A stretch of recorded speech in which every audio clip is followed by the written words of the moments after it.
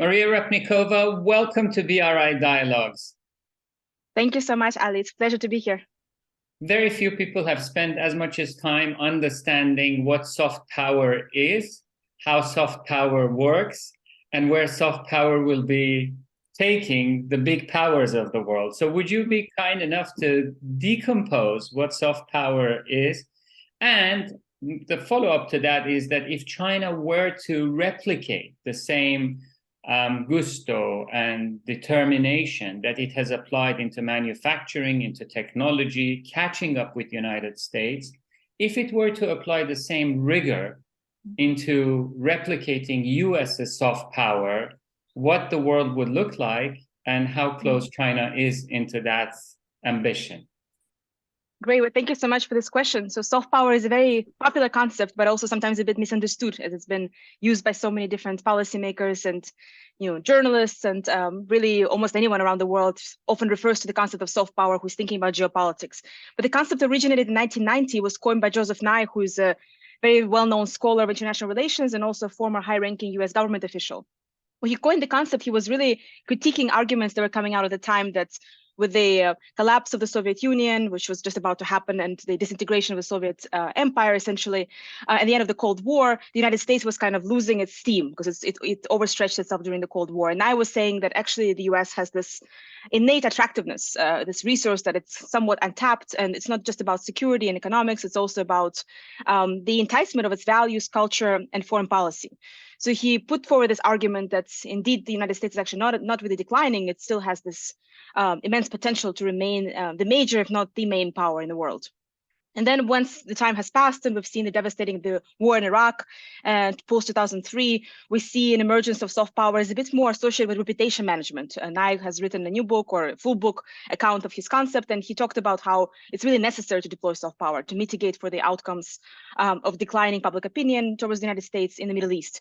So it started from something that's almost like an add-on or an additive to US other power resources, and then it became kind of a reputation management, kind of something that needs to be deployed to fix what's not there. So kind of an interesting transition of the concept. And since mid-2000s, the concept has really become global. So it has traveled widely, not only to China, but also to Iran, Russia, Turkey, many other powers that are considered kind of non-Western, non-democratic have embraced the idea of soft power because they see it as associated with the United States as being hegemon. And they also think that if they have something that's this innate attractiveness, they may be able to rise up to a different level of prowess on the international stage. So that's kind of how the concept has evolved. But since then, the concept has become really, really very ambiguous because we've come up with new terms like sharp power, which is more coercive form of getting what you want, but also deploys public diplomacy tools in kind of a more illicit manner. There's also smart power that combines hard and soft.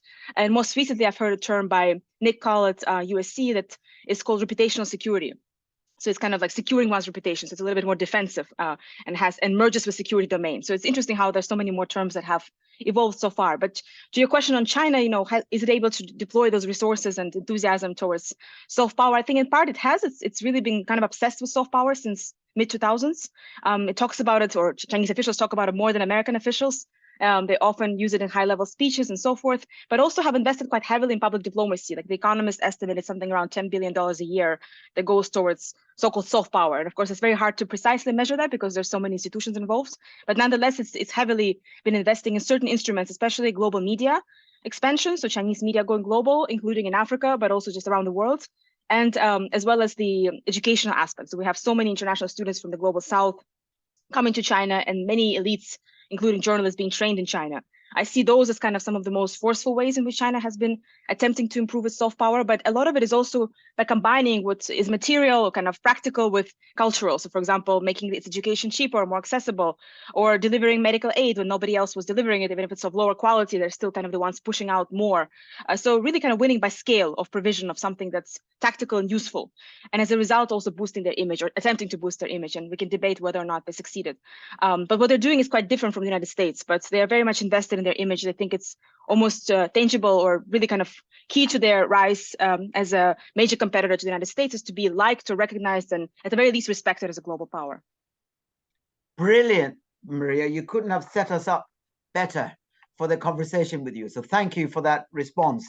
Not now, but in the next round of discussion, I would love to hear your views on where the BRI fits in terms of extension of China's soft power strategy.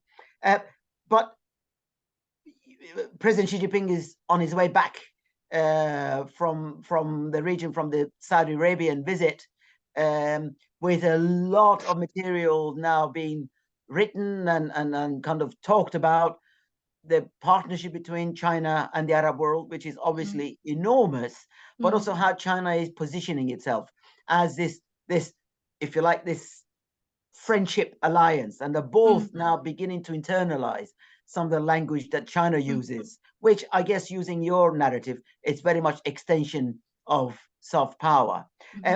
Before you comment on what you think of what's been going on between China and the Arab world, if you have any views on it, you mentioned education, rightly, in public diplomacy. And I did wonder whether from your perspective, China is able to win the moral authority dimension that Americans have in terms of the values, the human rights, democracy, the extension of individual decision making, and so on. Things that the Chinese appear to be very nervous about. Do you think they can extend their version of soft power to issues like moral authority and such like? And on education, United States still absorbs much of the world's attraction in that regard. And I know China has got institutions of great standing already, but will it ever be able to compete with the United States on those issues, which obviously has great influence on generational perceptions of these countries?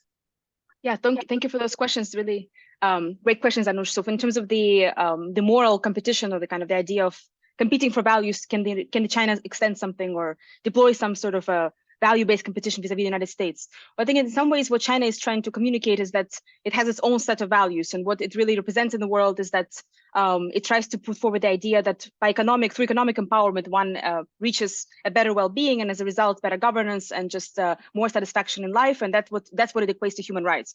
So definitely, it does not in any ways embrace the Western notion of human rights that's associated with liberal democracy, freedom of expression, but more so with kind of economic empowerment. So materiality, mutual aid. So China being a much more open nation to helping other nations. So it positions the US as a zero-sum kind of competitor. It's there and then it's out.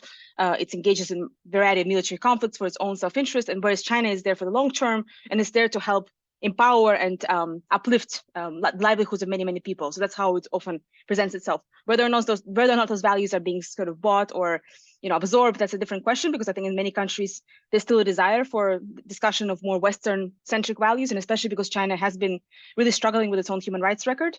It's a difficult and it's very thorny question for China to delineate. It's often just refusing to talk about those issues when it's faced with those questions. And when it comes to education, I think you're right. There's still much more attraction towards the United States. It definitely absorbs more students, and I think the latest even immigration statistics, when we're thinking about just moving to countries, highlights that there's the inflow of people is still the highest when it comes to the United States, and China doesn't have as many people wanting to, of course, immigrate there. It's not really an immigrant country, but it does absorb a lot of students from the global South, because education access is simply easier. And it's cheaper, it's easier to get in, there isn't as much paperwork, it's more centralized, you can apply to the Chinese embassy. So all of those logistical issues make it kind of simpler. So it absorbs kind of a mass scale flow of students from the global South, whether or not they're necessarily trained or leave in kind of with deep relationships of affinity to China. That's, again, a different question. I think the relationship is mixed and they come up with mixed views, but one could say similar things, of course, about the US as well. If one studies here doesn't mean they come out with kind of a very favorable view of the United States. But when it comes to higher quality education, I think the US is still on top. It's just that the government here doesn't provide as many fellowships. You have to kind of apply separately and do a lot of labor, put in a lot of time to understand the system here to be able to succeed in the United States. Maria, it's very interesting when you started decomposing this topic of soft power, and you touched on reputational protection. And you as well talked about the Iraq War. And is the United States facing a challenge for a reputational resurrection? And not only because of Iraq. On 3rd of November on BBC, a topic that I shared with Anush as well, there was a headline reading, quote, US midterm elections, why 5 states have slavery on the ballot in 2022. where the article goes and talks about that there are 800,000 people in the United States prison system that are paid less than $1 a day. So, you know, so is US in an erosion of that credibility in the global South's eye, at least, not among the European continent? And if that is the case, has that competition in winning hearts and minds already been in a late start with China vis-a-vis the global South? Yeah, that's a really interesting insight about the coverage of that midterm elections and the revelation of, you know, the shortcomings and, you know, really human rights abuses within the United States. It's weakening US, you know, image, reputation. I completely agree that overall US is much more on display publicly when it comes to its frictions and shortcomings. And let's say China is on display in some regard with regards to very few issues, but it's really quite closed off as well. Whereas the US, you know, a lot of this stuff is covered. There's so much media attention. So I think the public around the world, including in global South, is aware that this is not a perfect democracy and that, you know, in some ways it's a very flawed, you know, political system.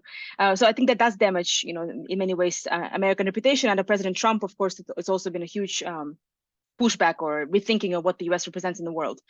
But at the same time, I find that there's just so much curiosity about, you know, the US as a nation and as a political system, that even though it's making all these mistakes, there's constant kind of observation to see how is it fixing them, what's happening, you know, how is it addressing those issues. So there's still a lot of fascination with how the US works, which to me is kind of still a symbol or a signal of attraction, that there's excitement to learn about it. Whereas with China, in my experience of doing research in Ethiopia, for instance, very few like younger people or journalists knew a lot about Chinese political system beyond knowing that it's authoritarian, it's one-party state, you know, it's very controlled, they kind of don't talk about certain things. With the US, they knew granular details about political campaigns and candidates, and they were so excited to talk about, you know, Bernie versus Biden, you know, all those things that they knew more about than me. So it was just really interesting to watch that space, even though they were maybe cynical or they didn't buy into the whole American kind of dream story, they still found it to be a very exciting country to kind of focus on, and still many of them wanted to come here for trainings or for their studies. So I guess I wonder how much it really fully damages it. I think there's definitely more cynicism, more questioning, and it's harder for the United States to come in and just say we have a great democracy, so you should kind of buy into our, you know, story. They have to be a lot more open, humble, and authentic in how they communicate with the world. And I think that's something that's kind of a struggle for public diplomacy. How do you admit your weaknesses without maybe compromising yourself vis-a-vis China?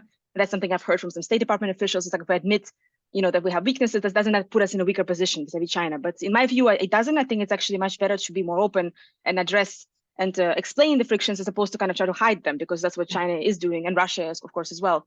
So, but at the same time, yes, certainly it's not, you know, by any means seen as this perfect manifestation of a democratic order. I think it's seen as a questionable and complex dynamic entity, but still in some ways kind of desired in an interesting way.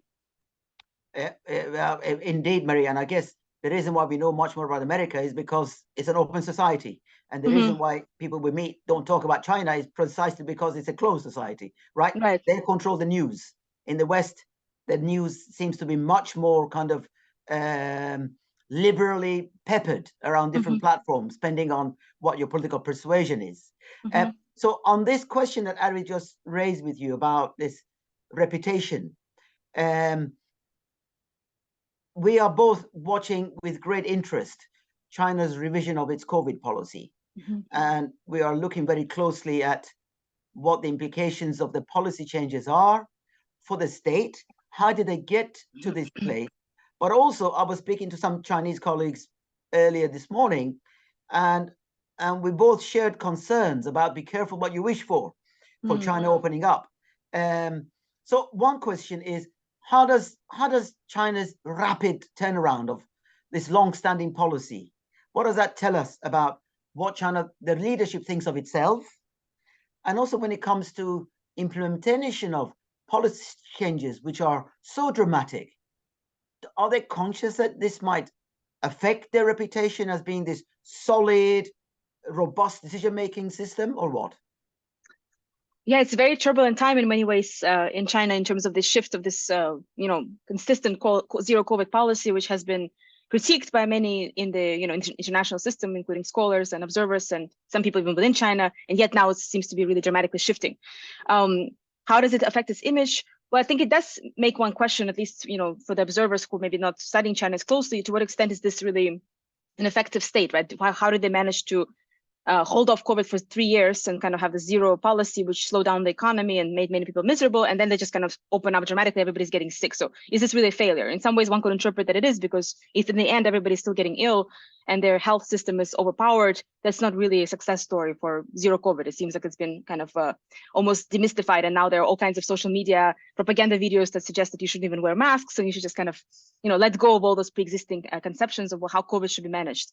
I think it's in terms of the image problem, definitely there is going to be questioning, and I think maybe some disregard of the original thinking that China is this effective state and its policy vis-a-vis COVID has been like an exemplary act when it comes to autocratic regimes managing COVID versus democracies that have been also failing. But when we look at it domestically, I think it's also really interesting to see how, in some ways, dynamic the political system still is in adapting to public opinion. So I think despite it being an autocratic system, from my research, I always found it fascinating just how invested the party is in learning about public sentiments. And in this case, we've seen some really large-scale protest movements across different cities in China. Some of them were quite dramatic. They were even calling for the end of Xi Jinping, and really critical voices that I haven't actually seen that much since I've started this research since 2000s or so. But arguably since the reform era started, we haven't seen such dramatic expressions of discontent vis-a-vis the regime itself, not just specific officials. So the reason why I think this policy changed, it does have to do with those movements. I think the party is very attuned to the fact that the public is not happy, and they're very concerned about legitimacy and stability. And even though one way of legitimacy and stability was just to clamp down and just to keep going and to keep kind of coercive measures and propaganda in place, they see that it's not working because they were spreading across different cities and people were communicating despite censorship. And even it became a transnational movement. There was communication across Chinese student communities, for instance, in different countries.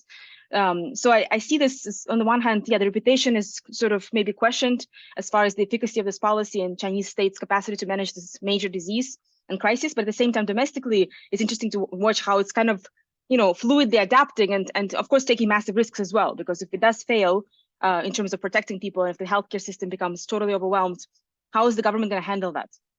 And for now, I think the numbers are also being undercounted. We don't see I think the right kind of, or the exact estimation of COVID cases, and not all the footage is being shown. But on social media, we see some, people waiting, and lots of sick people everywhere. It's like a huge wave of the virus. So depending on how grave those illnesses are, and how people talk about them, and how much the hospitals can actually handle it, will be a huge test to the political system as well. Before Ali jumps in, which I know that he's about to. So I think the government was, condemned if they did do anything, condemned if they did do something. Mm-hmm. But it's interesting to me, though, that they have been able to show this remarkable degree of flexibility, as you highlighted. That, the assumption that autocratic regimes are brittle and therefore unable to respond. Many are in that category. But I was really very pleasantly surprised that the leadership can respond so swiftly and begin to remove layers of what have been very stringent policies, almost overnight. But I also worry at the same time, Maria, that as infection rates rise, and God forbid, as fatalities rise, everybody's then going to point the picture at the Chinese government. The Chinese government can't turn around and say, yeah, but I responded to your calls. They'll have to take responsibility for this.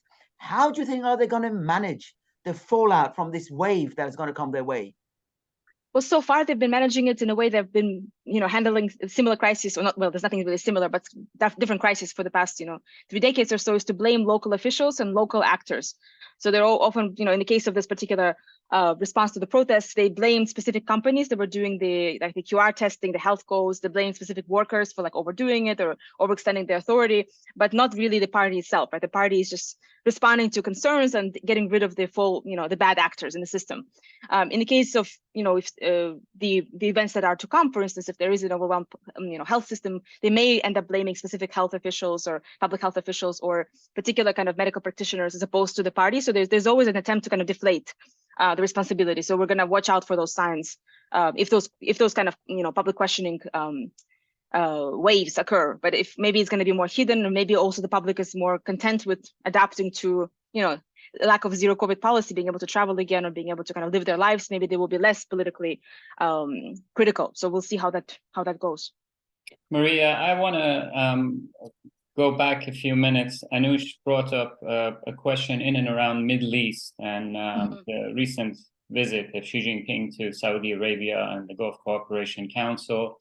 and the rumors about possible, transactions in yuan and renminbi and all of that. But to take that a step further, if China is, put as a second strongest global economic power in a position of wielding its influence, if China were to be in any way instrumental of bringing an end to the crisis of Russia and Ukraine, and use that as a soft power, or I would say, as you say, reputational promotion, not protection in this case, would United States give it the credit, or will it fall like, at the time in the rather less tense days when Iran was instrumental in the fall of Taliban, and then George Bush came out and, branded as axis of evil, and it had a major blowback in that gesture and goodwill, at least in the Iranian lens. This is 20 some odd years ago. If China was to do that today, will it be assured that it will be acknowledged and given the credit in that reputational promotion as an expert where you're sitting, or it will be, again, branded in a different way? That's a really difficult question, because I guess just judging from the atmosphere in the United States, political system, and across, I guess, Washington entities like think tanks and different groups that analyze China, there's kind of an overall anti-China sentiment, a really strong consensus around competing with China. And in recent meetings that I've been in with officials, the talk is really about China being an adversary, and a much more important adversary than Russia. And I really need to battle Chinese influence across different domains, and a huge concern with China's capacity to embark on soft power endeavors, strategic communication, reputational promotion across different regions. So I worry that concern might overpower, especially for many, more conservative, maybe politicians who are really kind of positioning themselves as anti-China, to allow for this kind of acknowledgement and to sort of celebrate China's brokerage of this peace deal potentially, because it does position China then as kind of an instrumental player in ending the war. And for now, it's been the United States has been kind of the instrumental player in aiding Ukraine. So it sort of ends up weakening in some ways the US position, reputation-wise, and Europe's, and then positions China as this kind of somehow on equal footing almost in ending this conflict. I think if I was in charge of some of this policy, thinking or making, I would encourage at least giving some credits, or some acknowledgement or assurances, as you said, to China for stepping up and participating in this brokerage, because it does have the capacity to engage Russia a lot more so than the United States. And it has been also very cautious about Russia in this war. It hasn't provided us military aid or economic assistance. A lot of major Chinese companies withdrew from Russia. Smaller players, I think, are still there, but the really big ones like Huawei have stalled all their deals and so forth. So China is importing oil and gas from Russia at a cheaper rate, but it's not its main trading partner. And overall, its position, even rhetorically, has been rather ambiguous. It hasn't condemned Russia, but it also hasn't said that Russia is doing the right thing, or has kind of praised its war efforts, and especially in recent months. So I think all of that suggests that maybe it would be more prone to some sort of a softening. And in recent weeks, we also heard statements from high-level Chinese officials that they want to engage with the United States. There's kind of a sense that there's some sort of movement there. So it seems like a good time for maybe giving some assurances. But given what I've observed and how China is being talked about, I'm just concerned that that sentiment, again, anti-China sentiment will overpower those maybe practical considerations. That's a wonderful analysis, Maria. I've got two difficult questions that I face on a daily basis. Very naughty, always packs two, Maria. Always. And Ali and I debate this endlessly. We've talked to other guests and scholars and experts as well. So the two are these, and feel free to take a stab at them if you will. The first one is, I'm still not sure, looking at what's going on with Russia, whether China prefers a strong or a weakened Putin. That's the first one. I can see both sides of this, right? The other is, would it ever be in China's interest to encourage a country like Iran or North Korea to do what it will not do, which is to provide military aid to Russia? Yeah, those are very, very tough questions in terms of the debate that could, we could see the debate on both sides, right, of some of these questions, especially with the Russia preferring China as a weaker, China preferring Russia as a weaker partner versus a stronger one. I mean, on the one hand, if you think about the stronger Russia, at least pre-war, Putin, serving as a kind of spoiler of the West, trying to destruct Western public opinion environment. And of course, there's plenty of proof of interference in the 2016 elections through various social media techniques and so forth. All of that has been really well documented. That serves China's interests, right? A weakened United States and the West at large is good for China. And yet China is not willing to engage and I think it's not really capable to engage in this kind of spoiler activities. It's much more interested in co-optation. So having another sort of player spoiling this environment and weakening it is quite useful in many ways, indirectly for China. I think it's not in many ways kind of saying that this is a good thing publicly, but I think if you analyze it just logically, it seems to make sense that a stronger Russia in that way is a good thing. But at the same time, too strong of a Russia is also a problem. I think with this war, everything that I've read suggests that China wasn't very happy about this invasion, and of course there were rumors that Xi Jinping knew about it, but that's all very questionable to what extent he really knew about the extent of the invasion. Maybe he knew about some military operation, but not the fullness of this act and how long it's going to proceed for. And the readings that I've seen is just they see Russia in this case as kind of an anti-model, what China shouldn't do, or kind of more of a cautionary tale, similar to how China has been thinking about the Soviet Union, with the way it collapsed. Being a cautionary tale for China's developmental kind of trajectory. We have to stay coherent and cogent as a party state and not allow ourselves to diffuse and so forth, kind of learning from the Soviet experience.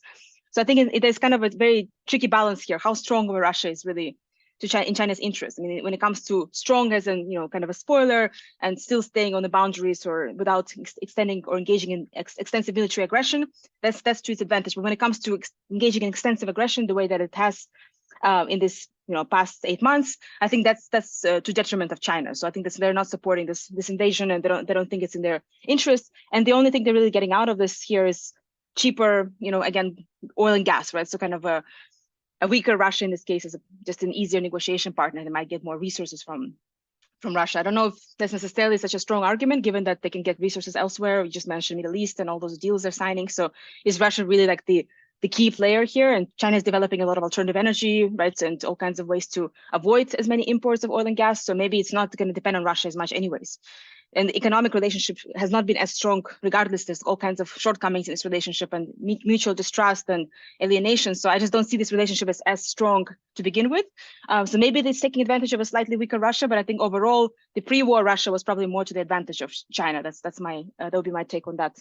And when it comes to using Iran or North Korea, encouraging them to provide aid to Russia, I guess I don't quite see that happening, given what I just discussed so far, that the war in and of itself is not to the advantage, I think, of China. So I don't see why it would want to go that far, or what would it get from Russia in response? Would Russia help it during like potential Taiwan invasion, or what would it really get back? And unless I can figure that part out, I'm not sure if I see a real logical kind of utility of pushing Iran and North Korea into this, especially because if that's exposed, China could get significant repercussions from the West, and it's already in a really kind of difficult position vis-a-vis the West. Its favorability is down. It's been blamed for aiding Russia already, even though it's been kind of ambiguous about this war. So it's really already on the defensive. So if it's going to be somehow exposed that it's negotiating with Iran or North Korea to get those weapons to Russia, I think that would be a huge problem for China's image in the future. Maria, would you agree, or would you see this latest initiative from China, the Global Security Initiative, as a new charter, at least in terms of ambitions, to define a framework to tackle many of these crises? Because China in totality, when you think about it, still is evolving and going from middle income to higher income to a prosperous economy for 1.4 billion people. So the more crises around the world and wars, the less of trade and supply chains, etc.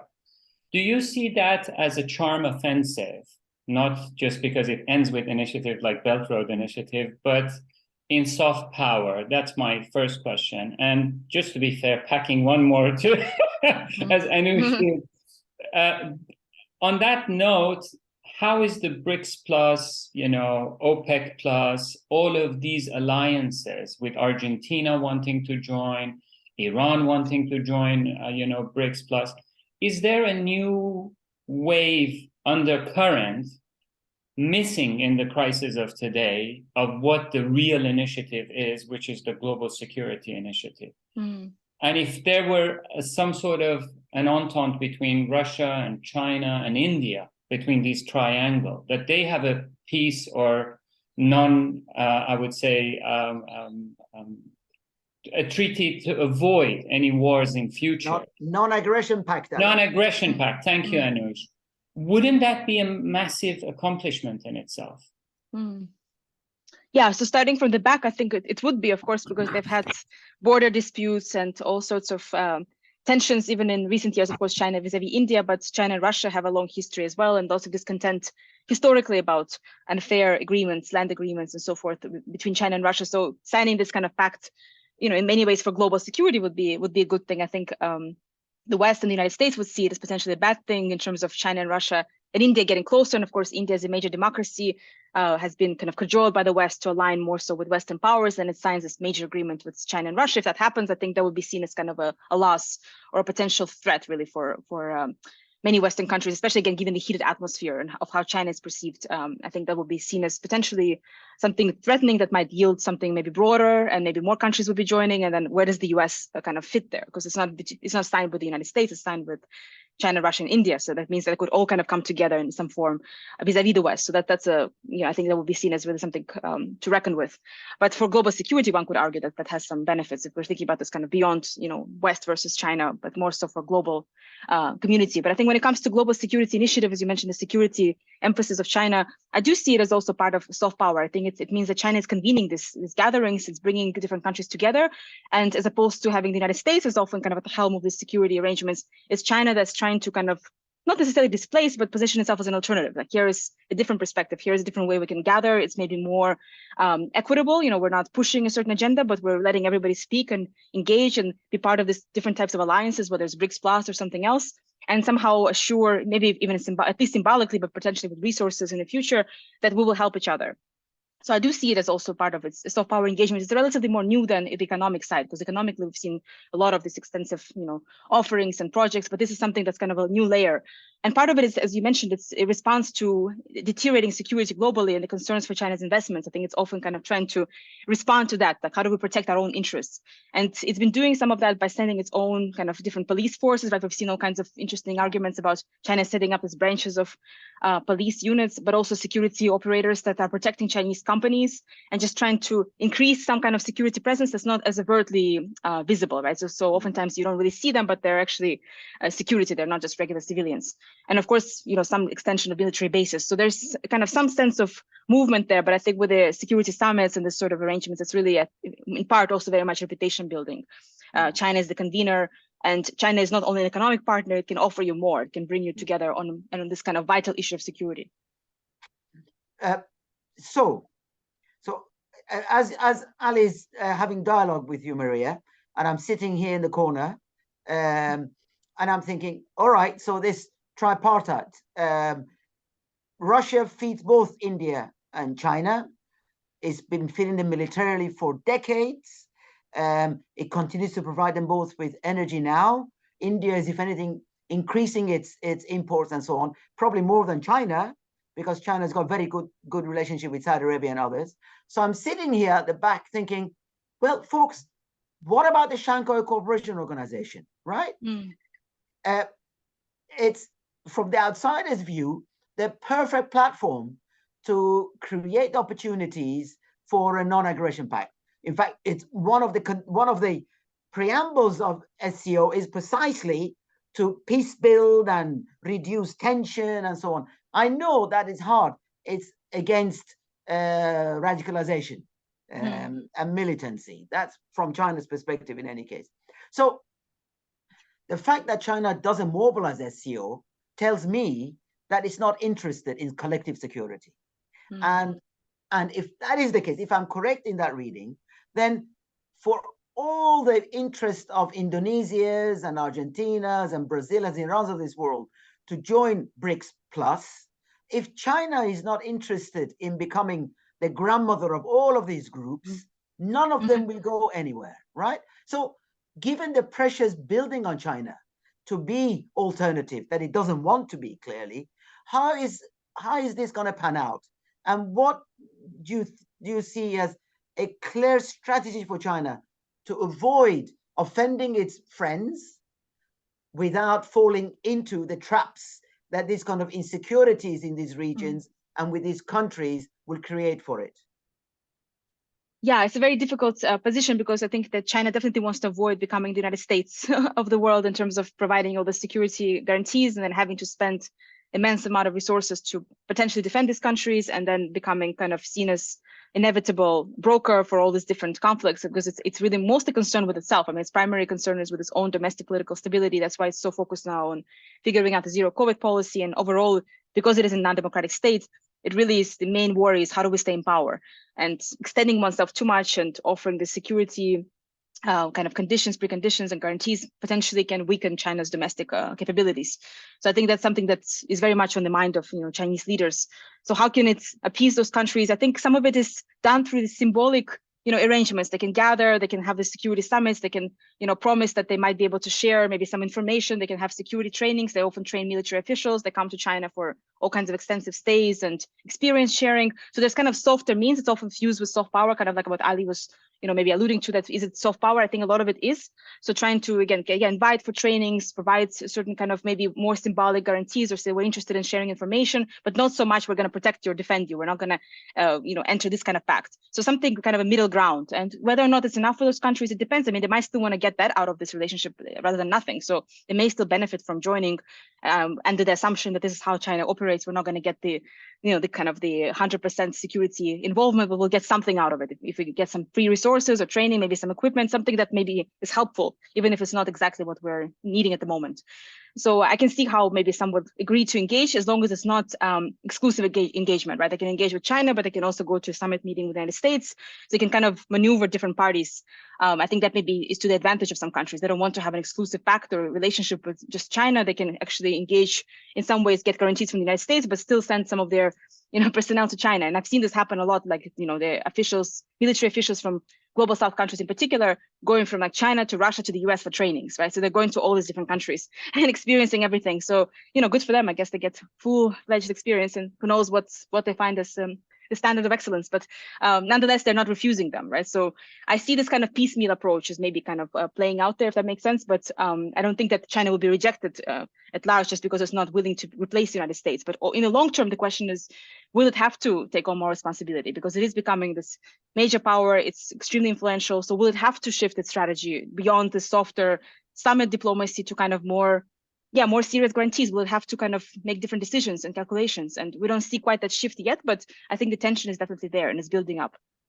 Maria, normally we bring our sessions to an end with a standard question that I share with all of our audience, but the two of you delved into, border disputes, the military security issues, and luckily, with God's grace, in the past 40 years, the skirmishes, and despite accidental or occasional loss of life between India and China, have been at borders and between soldiers. And I think that we've been very fortunate because it's been one of the lowest carbon CO2 emissions in any of the wars between two nuclear powers in the past 40 years. So that should not go unnoticed, and may it continue.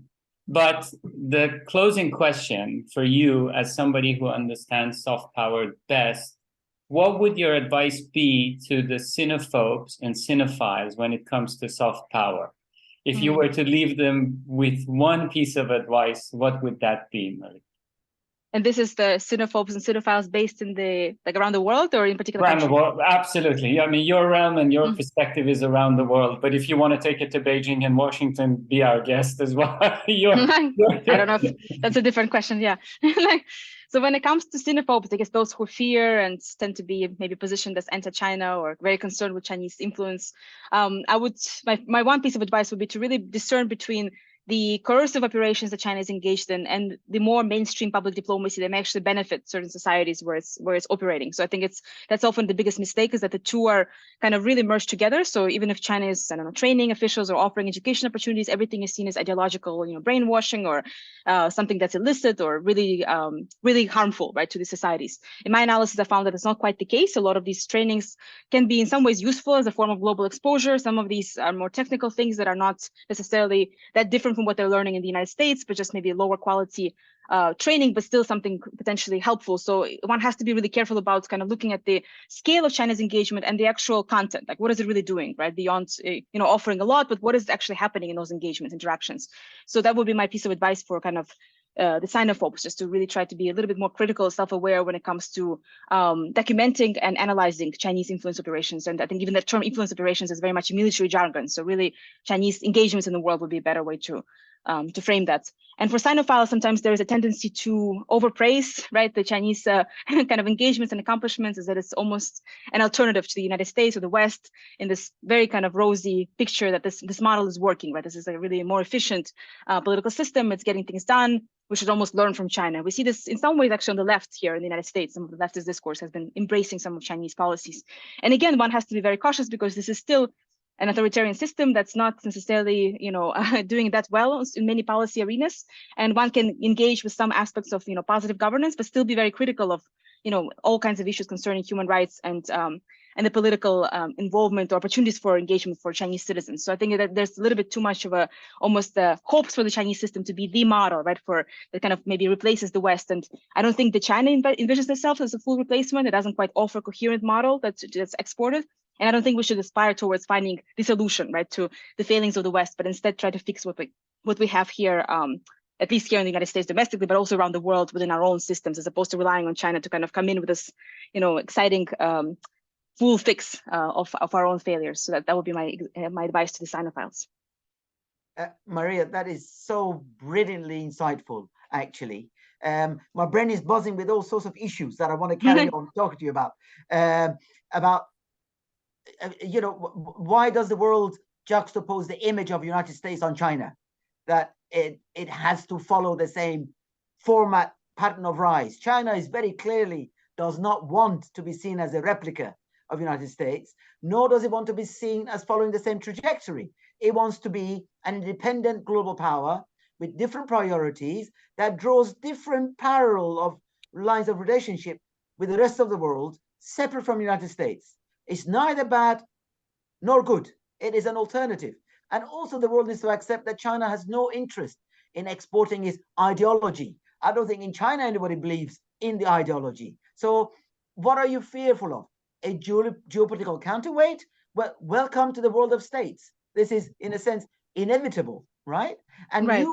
You've unpacked the complexity of these issues in the most brilliant fashion, Maria, by responding to our questions and putting me right in some of my issues that I was grappling with, and respond to Ali's question. So I want you back for us to pick at the notion of Beijing consensus. It's as if it's the same as the Washington consensus. It isn't. You've given us kind of implicit answers as to why it is not. But we're going to book you again, Maria. So consider this a date to be back with us to talk about the dimensions of Beijing consensus, real and imagined. But for now, I've been admiring your work for some time. So it's really, really nice to hear you speak with us with such clarity and fullness and confidence that I've got to go back and read your stuff again, and obviously follow up as a good student with my own critical questions off of you. So we are really grateful, Maria, for you taking the time to talk to us, and hopefully we'll see you again in the new year. Thank you, Maria. Thank you for joining us. Thank you so much, Anush and Ali. I love the conversation and amazing sharp questions that you guys came up with. I look forward to future dates and meetings and unpacking all the tangents that you've illuminated. Thank you.